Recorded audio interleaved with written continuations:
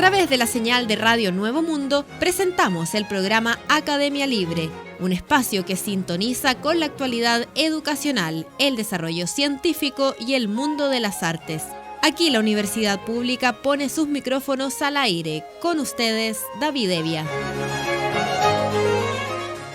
Vaya nuestro saludo a todos los auditores de Radio Nuevo Mundo que a esta hora sintonizan la emisión de Academia Libre, donde la educación, las ciencias y las artes confluyen para hacer de la creación de conocimiento un espacio público. Y en este programa especial de Academia Libre nos encontramos hoy en el estudio con Freddy Chávez, músico, académico e investigador en materia musical de la Universidad Metropolitana de Ciencias de la Educación. Freddy, ¿cómo estás? Hola, ¿cómo estás? Muy bien, muchas gracias por la invitación y aquí estoy a tu disposición. Nosotros quedamos muy interesados la vez anterior que conversamos más brevemente contigo a propósito de tu investigación sobre la música de Isamit y sobre su propio proceso de exploración que desemboca, entre otras cosas, ¿verdad?, en el rescate de esto que en ese momento se llamaba los cantos araucanos, y que gracias a tu trabajo hoy es posible encontrar en el formato de un libro, ¿verdad?, con un aparato crítico bien presentado, con las líneas, con una selección, con las partituras. Yo quería partir desde ahí. Quería partir preguntándote ¿quién es para ti Carlos Isamit desde el punto de vista de la mirada de la música como tal? Bueno, con respecto a don Carlos y su inédita mirada con respecto a la música, en términos musicológicos él tiende a adscribirse a ciertas miradas más de tipo social, más de tipo humana, con respecto al objeto música.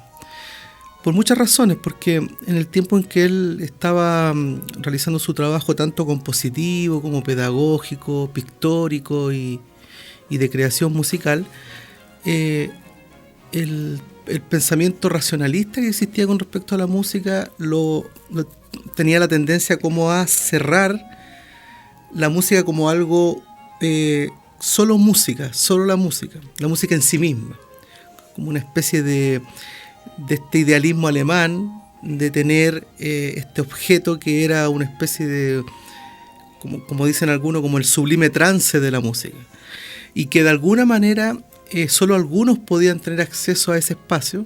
Era bien demarcatorio finalmente, porque quienes tenían acceso a esa música era una élite, y esa élite tenía la posibilidad espiritual de contactarse musicalmente con esos aspectos.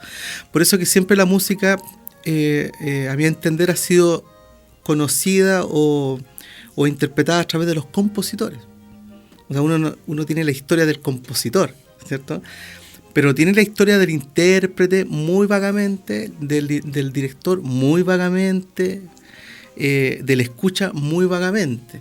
Siempre se construyó la historia de la música a través del compositor, porque era este personaje en sí mismo que tenía una conexión casi espiritual del nexo con lo divino. Sí. Y esa construcción, el intérprete como tal formaba parte de esa especie de convergencia entre el compositor y el intérprete. ¿Quién era el intérprete? Era el que generaba ese trance sublime. Por eso que las salas de concierto, en cierta forma, uno no hay bulla, no puede meter bulla, porque ¿cómo se te ocurre escuchar música clásica metiendo bulla, ¿no?, o moviéndote? Hay un ritual, hay un rito, el rito de la escucha que llaman algunos, ¿cierto? No te puedes mover, no puedes cantar con el cantante. En la música popular tú puedes cantar encima del cantante, puedes gritar, puedes bailar, pero la música docta tiene esta cosa tan sublime, como digo, que te impide. O sea, incluso hasta si aplaudes mal en los tiempos, tienes que aplaudir en ciertos momentos, no en otros. Toda manifestación que demuestre un cierto grado de humanidad, de emocionalidad detrás de eso, ha sido fue objetada en ese hasta el día de hoy. O sea, hasta el día de hoy uno asiste a conciertos donde la gente quiere aplaudir y no lo dejan aplaudir. Es verdad. Entonces, esa conexión que había, o ese espacio, cómo se comprendía la música en ese tiempo, era tomada también por los compositores. En cierta forma, se creían representantes de una divinidad inalcanzable. Nosotros hablábamos años atrás como que el compositor no compra el pan, así, no sale a comprar el pan. Y en ese sentido, Carlos Izammit ciertamente rompe este espacio, si uno lo quiere poner en un lugar, cuando a través de la recopilación de cantos mapuche crea obras con ese material en un momento donde los mapuches eran de alguna manera expropiados, asesinados, los llevaban a reducción a espacios muy alejados de donde habían sido sus espacios donde desarrollaban su vida cotidiana. Y en este caso con el friso araucano, con una serie de obras más, él pone a la música mapuche con la música de arte, por decir, en la misma posición, sin un paternalismo en su interpretación racional, finalmente. Entonces, ahí encontramos un Carlos Izammit que es capaz de mirar la música no solamente como un ente técnico, musical, ideológico, elitista, sino que también como una música relacionada con lo social. Exacto. Yo estaba pensando, Freddy, en el hecho de que, Carlos Izammit es un personaje reconocido en su época, ¿verdad? Cumple responsabilidades públicas formalmente relevantes, como la conducción del Bellas Artes. Pero además él, tiene la faceta de entrada en el mundo pictórico, en el mundo de la plástica. Entonces uno se imagina que el hecho de convivir con disciplinas artísticas diferentes, que en nuestra cultura aparecen envasadas por separado, como burbujas, esa formación multidisciplinar de alguna manera podría ayudarle a sospechar que lo que su cultura occidental venía entendiendo por música tenía que abrirse no solamente a lo que iba a escuchar de parte, digamos, de estas comunidades del sur donde él se va, ¿verdad?, a hacer su trabajo de campo, sino que también relacionar todo ese proceso musical con el proceso social mismo, es decir, con qué ser humano es el que ejecuta y crea ese tipo de música. Bueno, sí, tú das el clavo en esa reflexión, porque en el caso de Carlos Izammit es muy complejo mirarlo desde, como se dice, la archivística, como en una pura función. O sea, la función de compositor, la función de pedagogo, la función de artista plástico, la función de investigador. Y por ahí en el archivo empiezan a aparecer otras funciones como escondidas, como el relator, el de la crónica, por ejemplo, porque él muchas cosas las escribía como un relator crónico de lo que está viviendo. Y hay una serie de escritos muy interesantes con eso. Eso habla un poco la cercanía que tú planteas teórica con respecto a él, de este multidisciplinar, que a mi entender también es interdisciplinar. Lo hace muy difícil de comprender solamente desde un lugar. O sea, para comprenderlo, si es que alguna vez tenemos la capacidad de comprender a las personas, sí, es la otra, uno hace acercamiento a la comprensión. Yo he tenido que aprender a mirarlo desde siempre, desde estas 4 funciones declaradas, porque hasta ahora lo que he ido recogiendo es que todo nace a través de la pedagogía. No nace desde la composición, ni tampoco desde la plástica, nace desde la pedagogía, que es su primer nicho, como profesor normalista. Y desde ahí él siempre está pensando en una primera etapa, una pedagogía para la enseñanza de las artes plásticas. Y eso lo lleva a recorrer Chile, ¿sí? Ahora, en ese espacio siempre está, ya está en función el investigador, el artista plástico y el pedagogo. Y la música está cumpliendo, él se está formando, está haciendo perfeccionamientos con respecto a la música, pero la música ya empieza a aparecer, su primera obra del año 1912, pero sí empieza a recopilar cantos. O sea, en el año 1918 ya tiene una recopilación de tonadas y cuecas. Y ahí ya empieza a caminar siempre estas 4 funciones en una especie de paralelismo permanente. O sea, lo que puede ver lo puede dibujar, lo puede comprender, lo que puede escuchar lo puede transcribir y crear, finalmente. Siempre está en esa función. Nunca es separado. Nunca es aquí soy solamente pintor, nunca es aquí solamente soy investigador. Siempre está mirando toda la condición social en la que se inserta, desde todos los aspectos que él tiene como disciplina. Y lo que es muy interesante, reconociendo siempre lo social detrás. No solamente esta hiperracionalidad de o sea, tomar un tejido mapuche en ese tiempo. Mira, Faustino Sarmiento, que es el fundador de las escuelas normales, sí, acá claro, en Chile, planteaba que una de las cosas más complejas que había visto él en la instalación de la escuela en Chile, por decirlo, es esta indumentaria bestial, decía, del poncho. Decía que era una indumentaria bestial. Que cómo los profesores seguían usando poncho, decía. Decía, en Estados Unidos ya no usan poncho, las personas se visten de esta forma.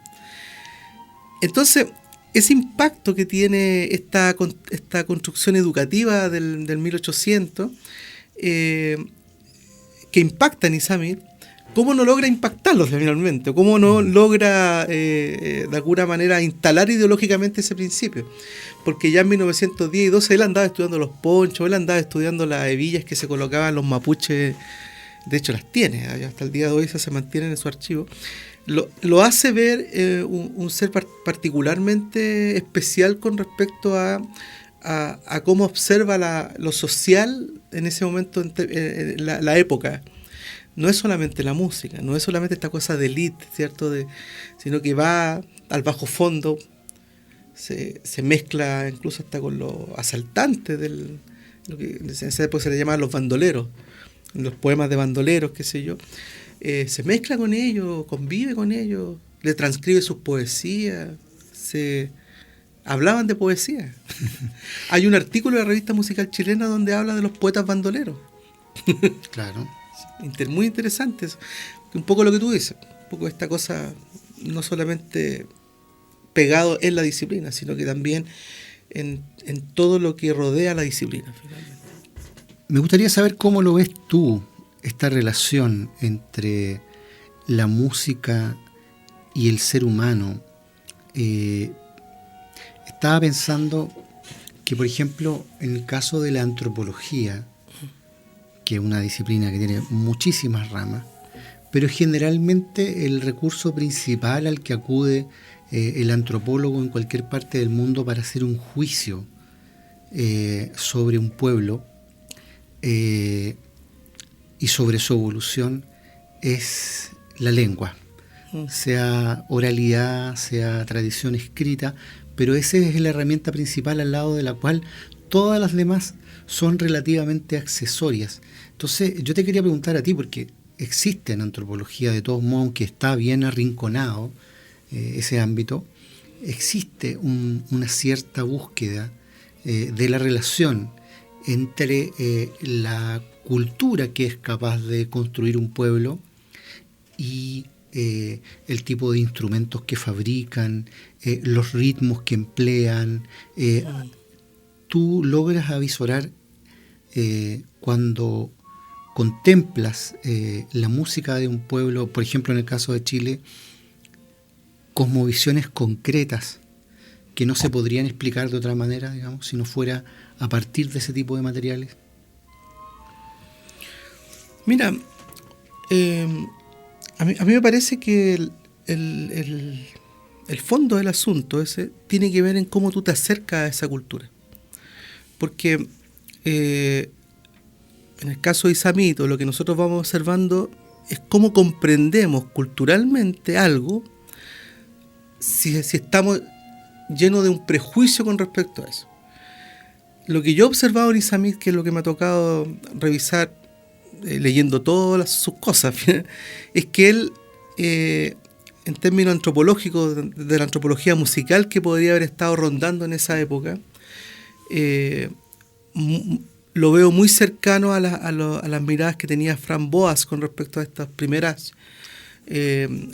relaciones de campo. Él se considera como el primer antropólogo que hace como la cosa de terreno y de las libretitas y de la observación. Ahí hay una combinación bien interesante entre Franz Boas y Herzog, que es un musicólogo que venía de la escuela de Berlín, que había estudiado desde la concepción de las músicas comparadas con Hornbosser y Sachs. Y ahí en el año 1928 hay un artículo en que por primera vez se empieza a mezclar esta cosa antropológica con la teoría comparativa, con este enfoque de la metodología comparada finalmente. Y empiezan a aparecer los primeros indicadores de que en realidad hay que acercarse a las comunidades sin esta carga ideológica ni esta carga teórica con respecto a ver qué es lo que hacen estos que estoy observando con respecto a mi cultura.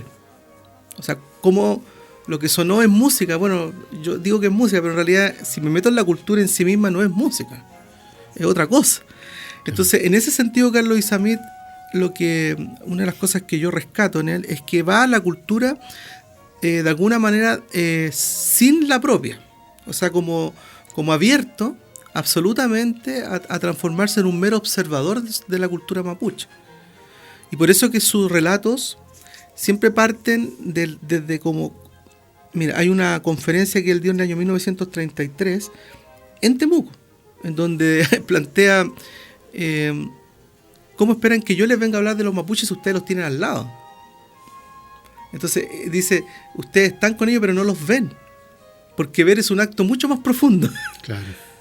Ustedes conviven con ellos. Y en Temuco los mapuches vendían todas sus cosas en el centro, los tenían. Entonces dice, ¿cómo me piden a mí que venga a hablar si ustedes están todo el día con ellos? Ese lo increpa, el texto increpa a las personas que fueron a ver, que además escucharon música mapuche. Entonces ahí hay un acto antropológico bien interesante, unido un poco con la música, pero fíjate que es más que la música, porque cuando uno mira los documentos, por ejemplo, él anotó todas las mezclas de vegetales para generar los colores. Exacto. En las lanas. Sí. Uno dice, bueno, pero ¿qué tiene que ver con la música? Bueno, tiene que ver con la cultura. Claro. Anotaba, por ejemplo, los árboles, las medicinas de los árboles. Dibujaba, por ejemplo, los símbolos que ellos tenían, cosa que las machis no permitían. ¿Sí? Es de uno de los... debe ser el primero, porque yo no he visto... O sea, hay descripciones de instrumentos anterior que él, pero él detalladamente cada uno de los instrumentos. Entonces, eso, a pesar de que igual mantiene, obviamente por la cosa epocal que él le tuvo que vivir, mantiene ciertos elementos igual eurocentristas cuando parte a la reducción de mapuche en los años 30. Termina en los últimos artículos muy consciente del espíritu del mapuche, que también tiene que ver un poco con esa sociología antigua, o sea, esa sociología humanista. En algún momento la sociología también empezó a ir hacia causas más racionalistas, donde todo tenía que tener una explicación. Las escuelas de sociología fueron decayendo en la década del 20, el 30, porque las explicaciones todas venían desde la cosa más bien racional, positivista.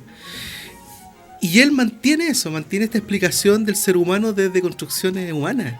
Sí. De decir, desde la individualidad, desde el cómo se comporta, de la descripción, no desde esta estadística del ser humano, que es la que predominó en los años 40, 50 y hasta los 60, diría yo, claro, con mucha fuerza. Bueno, hasta el día de hoy, como una rama. Más que ir a buscar lo causal, es, por ejemplo, explorar qué saberes simultáneos coexisten con el fenómeno musical, claro, ¿verdad?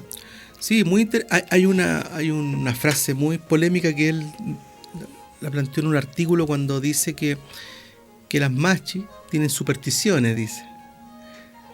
Al igual que el catolicismo. Eso le generó un problemazo, porque estaba colocando el saber de las machis, que él sentía que había supersticiones detrás, pero a su vez estaba diciendo, bueno, pero es tan supersticioso como el catolicismo, pues. Exactamente. Claro. Pero imagínate eso en el año 1930. Claro, era inaceptable para la élite. Claro.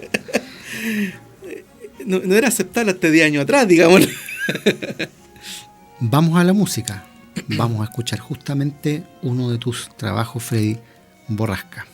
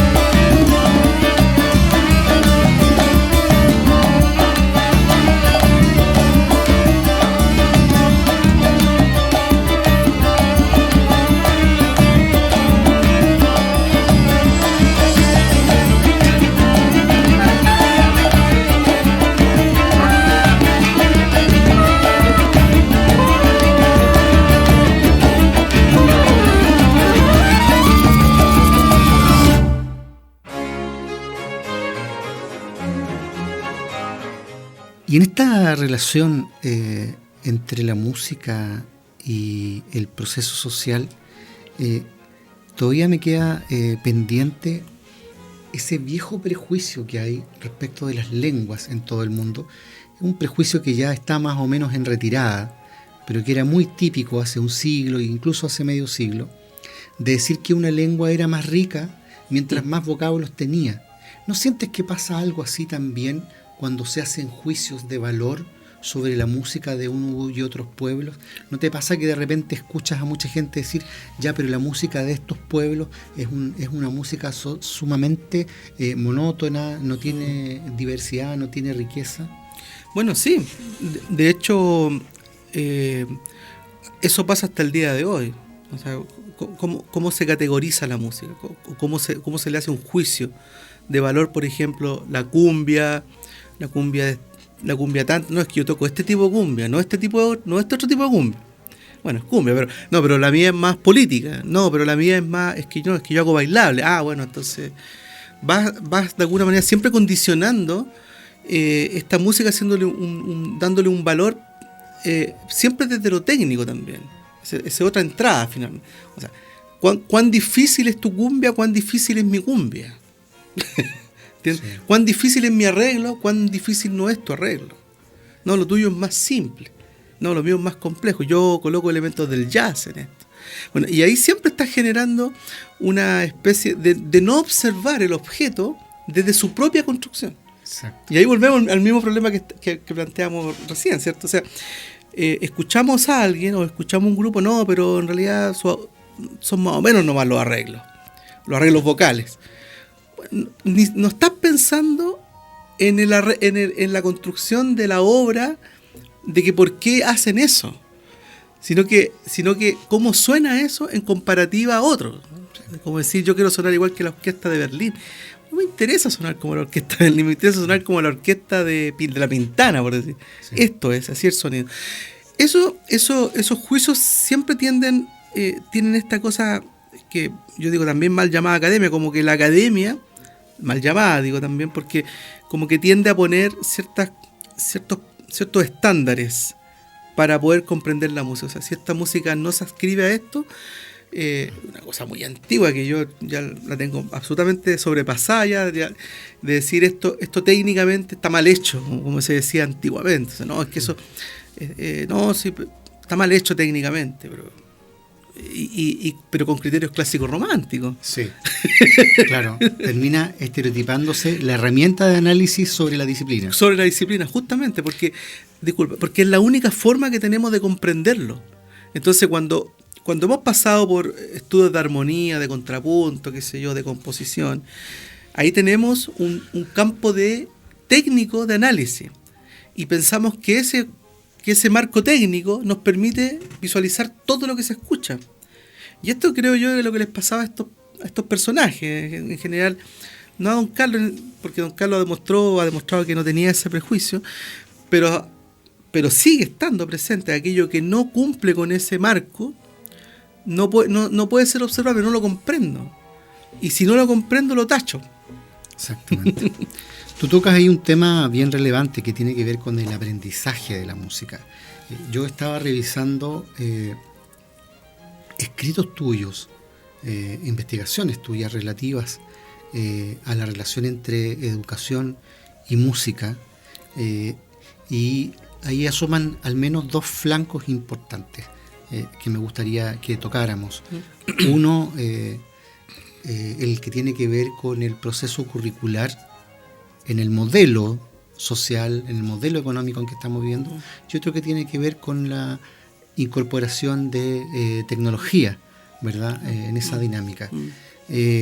Tú eres bien crítico, ¿verdad?, de cómo se implementa en general un currículum que al parecer trata de forzar en una olla a presión determinados contenidos más vinculados a una expectativa laboral que a la concepción propiamente universitaria.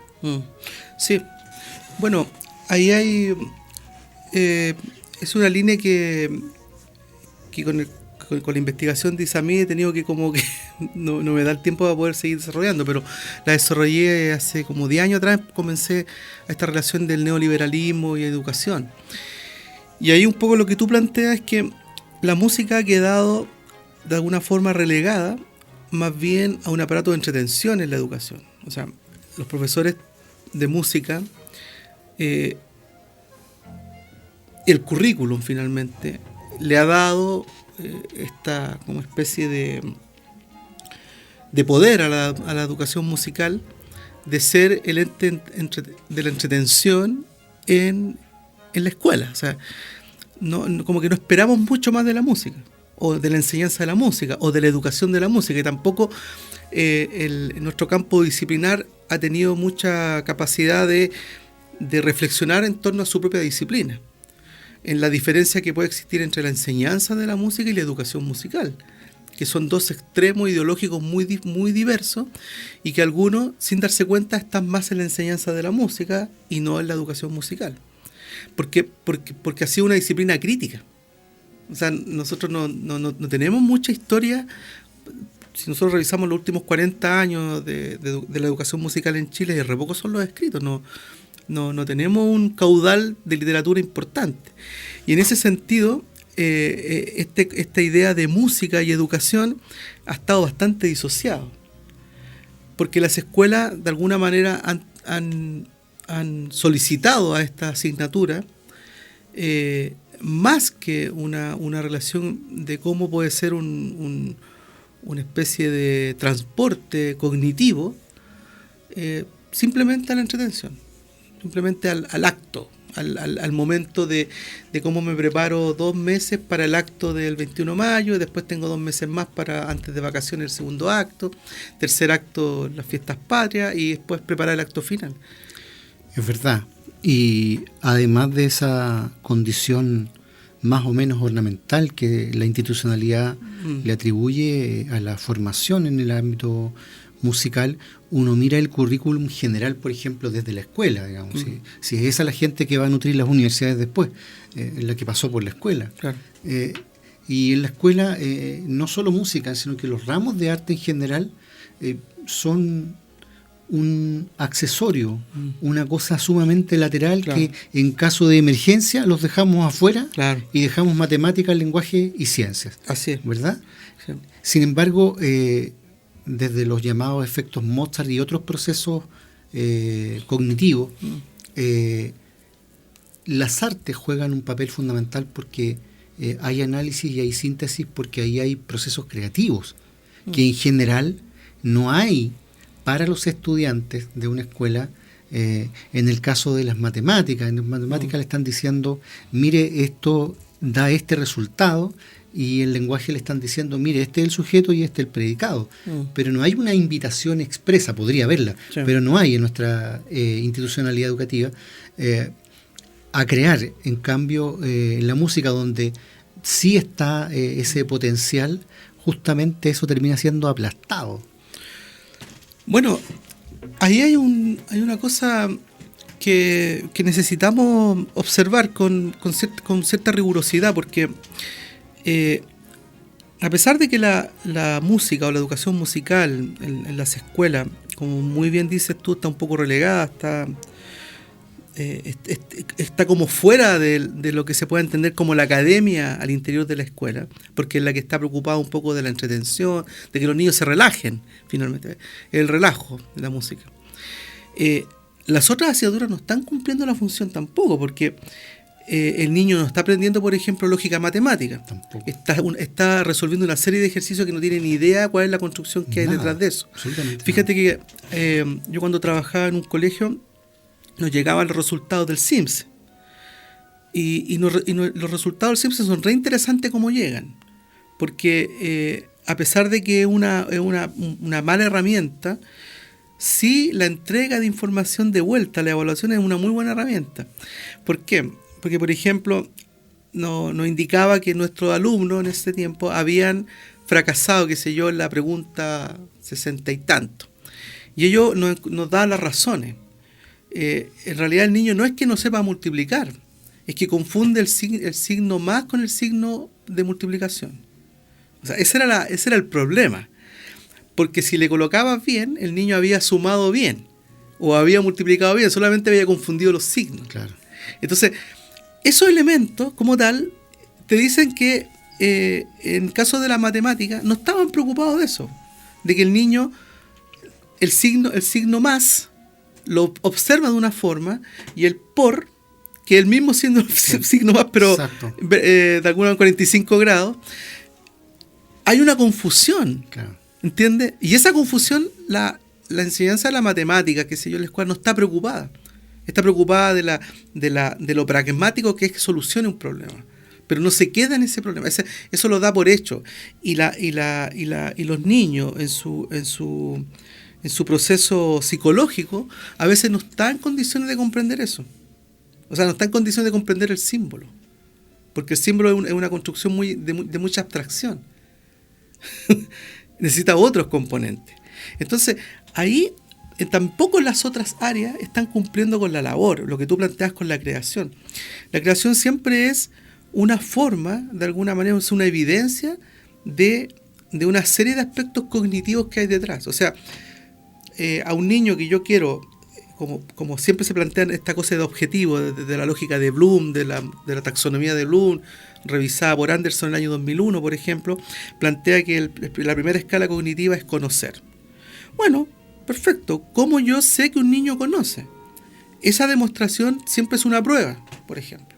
Siempre es una construcción en donde el niño explica por qué conoce. Pero ahí le estás dando una posibilidad de explicación, una posibilidad de evidencia. Cuando tú dices la creación, bueno, crea algo en donde tú des a conocer que conoces esto o que me expliques que conoces esto. Pero elige tú la forma en que me lo das a conocer. Eso ya abre un campo cognitivo. Y ahí es donde tú planteas, y yo estoy muy de acuerdo contigo, donde la creación es fundamental. Pero la creación es lo que está fuera, porque como las herramientas de evaluación son monoevaluativas, o sea, existe una forma, sí. Y si los 40 cabros chicos, 20 comprenden esa forma, responden bien, según esta construcción, y los otros 20 responden mal, quedan fuera, quedan mal evaluados. Pero no es un problema del niño, es el problema de cuál fue la forma que lo evaluaste. O sea, del instrumento que utilizaste. Si tú permites 4 instrumentos diferentes, 5 instrumentos diferentes para que el niño te demuestre que conoce algo, te aseguro que los resultados serían diferentes. Pero ni el CIMSE, ni el sistema educativo está preocupado de eso. Está preocupado de que en términos estadísticos, si de esta forma el 60% atiende, perfecto, el 40% es zona de sacrificio. Sí. Y respecto de las tecnologías ya más acotadas y brevemente, Freddy, uno se imagina hace muchas décadas lo arduo que debe haber sido para un estudiante de música acceder al instrumental necesario para grabar, para mezclar, claro, para experimentar, etc. Eso se torna relativamente más asequible con el aparataje actual. Pero eso tampoco es sinónimo de democratización de la enseñanza de la música. Absolutamente. Claro, porque de alguna forma las herramientas pasan a ser elementos neutros. Entonces, a mí me parece que siempre tenemos un acercamiento a todas estas tecnologías de manera, en primer lugar, neutra y acríticas. Entonces, lo crítico está asociado a una profundidad del conocimiento. O sea, ¿para qué necesito grabar? ¿Cuál es la finalidad de grabar? No tiene que ver solamente con el ego de crear algo. Porque esa asociación está relacionada con la actividad como entretención, pero no con el impacto social de ella. Entonces no nos metemos en esos ámbitos. En el ámbito de la ideología, como que la escuela, hace poquito la ministra decía que la escuela que iba a sacar los adoctrinamientos. Claro, iba a andar persiguiendo a los que adoctrinaran. Claro, y no entendiendo que ella con ese mensaje está adoctrinando. O sea, por supuesto, es de una cosa acrítica, reflexiva de parte de una ministra que plantee eso, sí, que a todas luces no tiene sostén teórico para plantear eso. Las escuelas en sí mismas, todas las escuelas y el Estado, eso lo planteó Althusser en los años 70, son aparatos ideológicos. La escuela es un aparato ideológico, es un aparato que instala ideología. Desde luego. Entonces, que un grupo de profesores se manifieste contra ideología de la que se está instalando es parte del juego, es parte del juego político. El Mineduc te plantea una serie de contenidos a pasar. Y esos son los contenidos que te evalúan en el CIMSE. Si no tienes eso, te va mal en el CIMSE. Bueno, a veces sería bueno que les fuera mal porque hay una contrapropuesta de contenidos también. Hasta Aristóteles explica la política a partir de la armonía musical. Vamos a escuchar una de tus composiciones, Amanecer.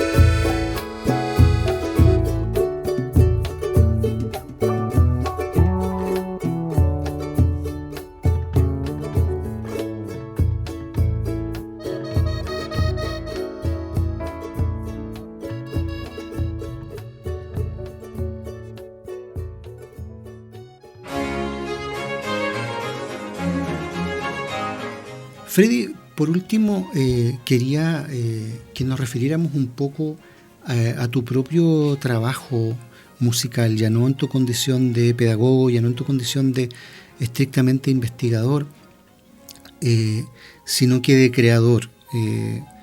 Yo pude pasearme por tu música, deleitarme con ese trabajo, no lo digo porque estuve en el programa, es un trabajo muy sólido, y lo dice gente que es, me imagino yo, referente para ti también, que en uno de tus discos aparezcan las palabras de Patricio Wang, por ejemplo, elogiando ese trabajo de composición, que es una cosa no muy habitual en Chile, la composición, y una diversidad de ritmos presentes en tu búsqueda.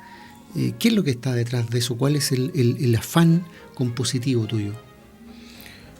Bueno, es una pregunta compleja porque yo creo que uno compone con toda su historia. No es que al menos la composición que yo tengo no es referida a una cosa específica.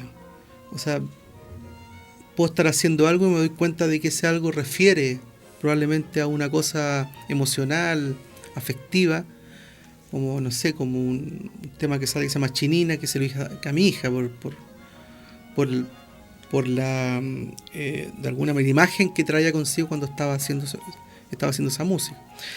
Entonces, yo creo que la música que yo puedo hacer toma todo lo que uno existe, o sea, como su recorrido finalmente. O sea, yo desde los 8 años que estudié música, desde los 8 años toqué acordeón, desde antes tocaba acordeón, siempre toqué acordeón, siempre toqué folclore. O sea, no tengo, durante toda la enseñanza básica formé parte de un grupo folclórico, y después la media también estuve en grupo folclórico, bailé y toqué. Entonces tocaba cueca cuando pocos tocaban cuecas. Cuando no estaba de moda. Cuando no estaba de moda, justamente. O cuando de repente me llamaban a grabar, yo tenía 16, 17 años, y me llamaban a grabar y yo les pedía la partitura para grabar cosas. Entonces se quedan impresionados que un acordeonista tocara leyendo música. Claro, es raro. En esa época. Sí. Hoy en día ya está lleno, pero en esa época era raro. Entonces, ante toda esa historia, después toqué mucho en festivales, todos los festivales de los años 90, el Festival de Viña, Olmué, casi todos los festivales en Chile estuve acompañando y conociendo un poco esas cosas. Entonces, todos esos universos que uno convive, en algún momento se transforman en música, ¿no? Bueno, y Patricio Wang tiene una cosa bien interesante cuando él en una entrevista dice que uno está siempre recreando las músicas ya existentes finalmente. O sea, como que uno va reoxigenando nomás. Claro.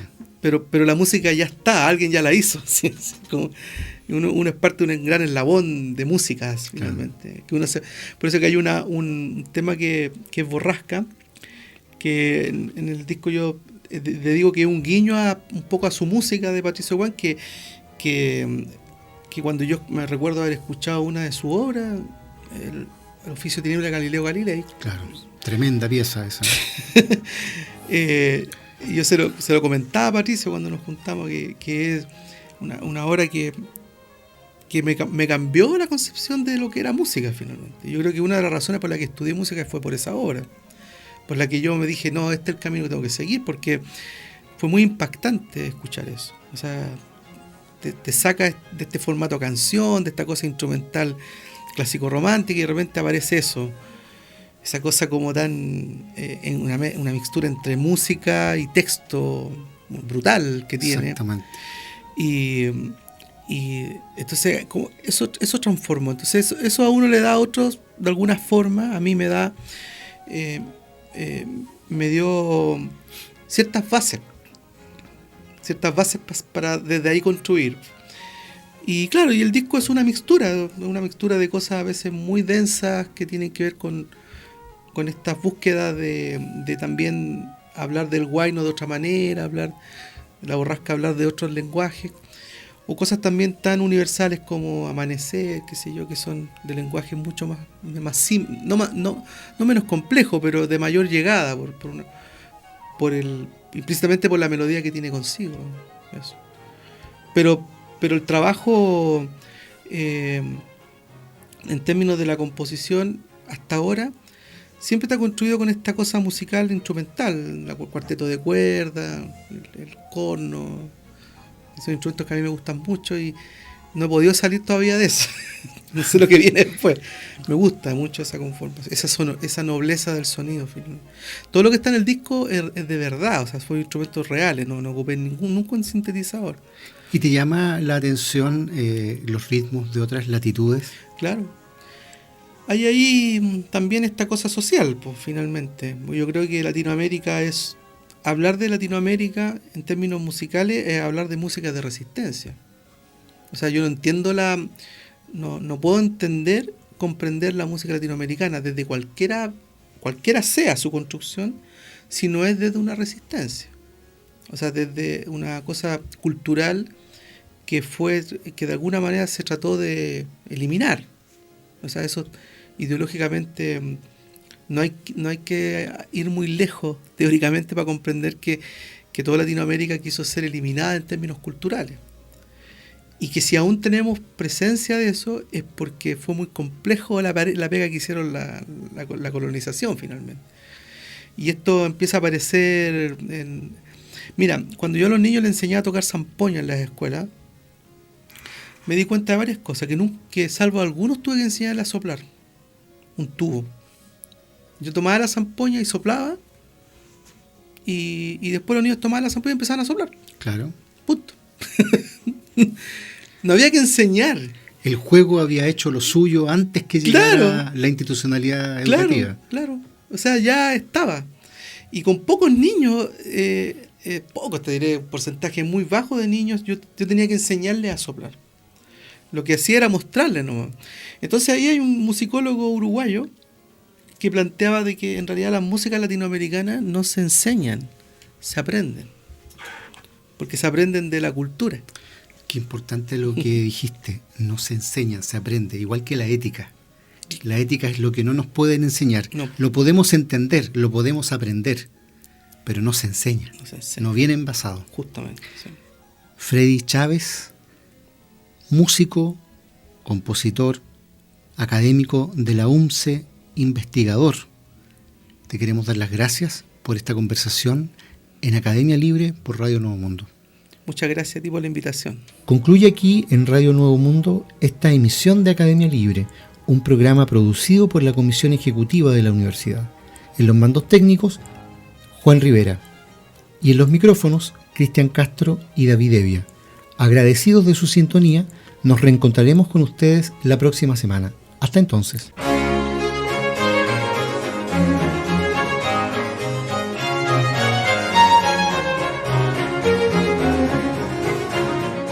Concluye aquí este capítulo de Academia Libre, un programa que aporta miradas críticas a la construcción de la sociedad. Hasta una próxima oportunidad.